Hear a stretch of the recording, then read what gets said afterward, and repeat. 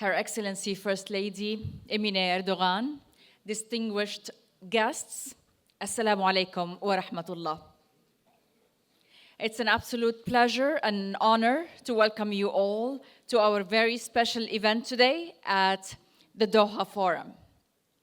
First Lady Emine Erdoğan is known for her efforts in international philanthropy, which she inherited from her family throughout her life, and has been recognized for her humanitarian efforts through several international awards.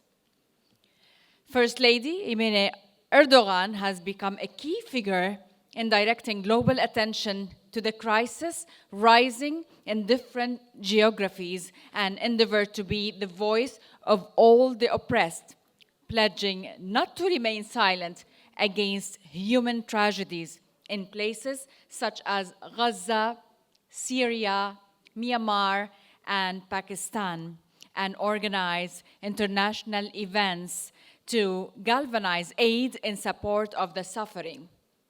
Last year in Istanbul, she made global appeals with more than 15 leaders' spouses against the ongoing humanitarian crisis in Palestine. The event was called United for Peace for Palestine. Today, she is going to deliver her remarks on United for Peace in Palestine, preserving hope through the darkness of occupation and also genocide, as you know. And now, distinguished guests, it gives me great pleasure to invite onto the stage Her Excellency, First Lady Emine Erdoğan, who has brought us all together today for this wonderful event. The floor is all yours. Excuse me.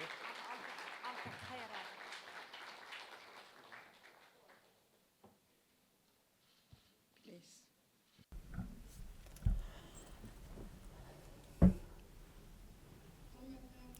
Ladies and gentlemen, distinguished guests, 395 days have passed since Palestinian children held a press conference in front of Al-Shifa Hospital to call upon the world by saying, "We want to live, protect us." 407 days have passed since the United Nations Children's Fund referred to Gaza as a graveyard for children. 195 days have passed since the tent city for displaced Gazans in Rafah, the so-called safe zone, was bombed and 44 people were burned to death. Today marks the 428th day of the genocide. For precisely 14 months, we have been witnessing one of the most brutal attacks through organized brutality on the collective conscience of humanity and human dignity.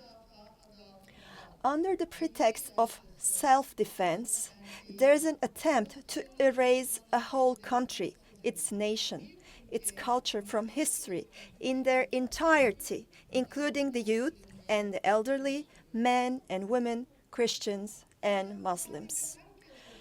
So I would like to ask, on behalf of everyone with a conscience, which religion or legal system deems the brutal massacre of 44,000 civilians, including 16,000 children, and the bombing of hospitals, schools, places of worship, and even orphanages as legitimate? Who could Israel be protecting itself from by dropping over 70,000 tons of bombs on Gaza, where half of the population is under the age of 18? The current situation in Palestine is neither legitimate nor a manifestation of the right to self-defense. Let us define this precisely. It is a postmodern Holocaust that is perpetrated by Israel in the the Palestinian territories. For almost a century, the Palestinian people have been subjected to systematic theft, inhumane discrimination, and relentless occupation. Over the last year, this occupation has escalated into one of the darkest genocides in history. Names, lives are lost daily as the toll continues to rise. As hostilities continuously escalate and are disregarded, we are gradually becoming accustomed to this malice. With each new loss, yet another moral line that we thought was uncrossable is crossed. And to make matters worse, the entire world seems to be watching as this is unfolding. For the first time in history, the victims of the ongoing genocide are sharing their plight with the world in real time, hoping to receive assistance. Despite the stark reality, the so-called civilized world, which takes pride in defending humanist values, turns a blind eye to the ongoing events. It feels free to disregard all humanitarian, legal, and religious principles in order to absolve this genocide and its perpetrators. By also providing financial and military support, it openly aids and abets this genocide. Zionism is working to extinguish any hope for peace through its atmosphere of fear and deceptive politics. The stigma of anti-Semitism is almost like a weapon being aimed at everyone who dares to speak out against these atrocities. Major media outlets, claiming to be unbiased, highlight pro-Israel content while flagrantly removing posts that reveal oppression as part of reality. Distinguished guests, what we are witnessing in Palestine today is not a war. It is an attempt to impose a world order in which only the strongest and the cruelest survive, and other lives are easily expendable. It is the coerced imposition of an arbitrary system that has the potential to defile all that we hold dear as humanity, corrupt all common values, and diminish the value of all other people and entities for the benefit of a certain limited group of people. I reject this self-serving system that was put in place by a small ideological minority to carry out its unrealistic ambitions first and foremost as a Muslim and a human being. Amidst this aggressive tyranny, the world community's embarrassing impotence and hypocritical politics have reached an intolerable degree. What are we to make of the silence of Western countries which uphold Israel's right to self-defense as an unassailable relic, while tens of thousands of innocent Gazans have been massacred to this end?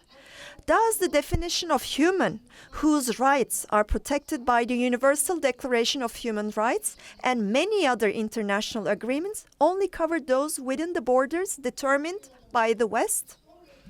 Let us remember that in the parables of history written for future generations, where we stand today will define us. It is a matter of trust and legacy.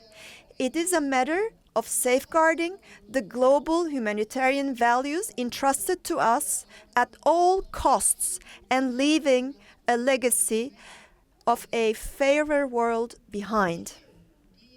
It is a matter of advocating for and nurturing a faith and civilization that embraces human beings with compassion and sees them as intrinsically valuable regardless of their religion, language, race, or color. We who stand united for peace in Palestine carry on the legacy of Abraham, who recognized all humanity as his spiritual offspring. He was a unique leader who stated that even in cities deserving divine retribution, there remain at least 10 innocents. We adhere to the path of peace and salvation, to which all the pioneers of kindness, particularly Abraham and the rest of our prophets, dedicated themselves.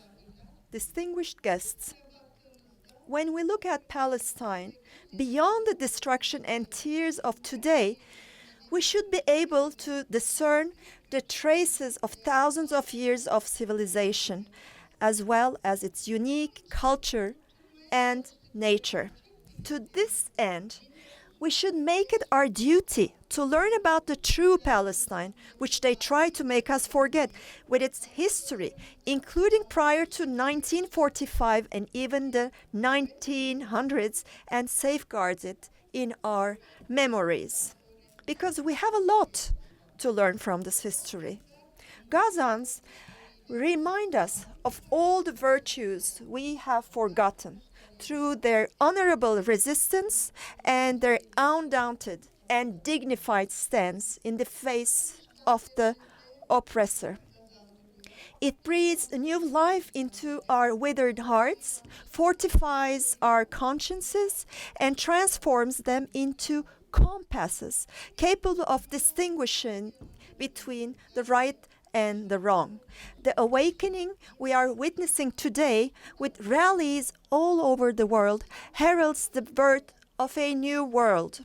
For this reason, perhaps most importantly, Gaza is bringing a glimmer of hope onto our lives overshadowed by genocide and invasion. Hope is not only an emotion. To hope is also making a choice. It is to wake up every morning and choose with the same passion and courage to believe in a brighter future in spite of everything. The hope of Gazans who have lost their families, been evicted from their homes, and had everything from their belongings to identity ransacked, that they harbor in spite of everything, emboldens us. I would like to reiterate our call to stand united for peace in Palestine, which we made on November 15th last year in Istanbul with the First Ladies. Let us unite around this beacon of hope and transform our collective power into an efficient action. For the sake of innocence that we can still save today, let us shout our call for a ceasefire even louder, without hesitation or without any condition. As Türkiye, we continue our diplomatic efforts both for the delivery of humanitarian aid to Gaza and for Palestine to exist as an independent state. We are the country that has provided the most aid to Gaza, with 88 tons of humanitarian aid. In this regard, I would like to highlight that we appreciate Qatar's efforts in the mediation and ceasefire initiatives, which are invaluable to us. I hope that this year's sessions here at the Doha Forum, which has become central to diplomacy and dialogue, will have auspicious outcomes. I also would like to express my gratitude to everyone who contributed to this organization. I would like to conclude my remarks by reciting an excerpt from the poem of the writer and poet Professor Rifat Al-Arir of the Islamic University of Gaza, who was martyrized by Israel. If I must die, you must live to tell my story. If I must die, let it bring hope. Let it be a story. The stories of Professor Rifat Hind Rajab, the little girl we failed to save, and Reem, who lost her life in the embrace of her grandfather, and many others are entrusted to us all. The story of Palestine is our common heritage. I salute everyone and anyone who has the courage to defend Palestine and Palestinians in the face of the overwhelming numbers and war. May you remain safe and healthy.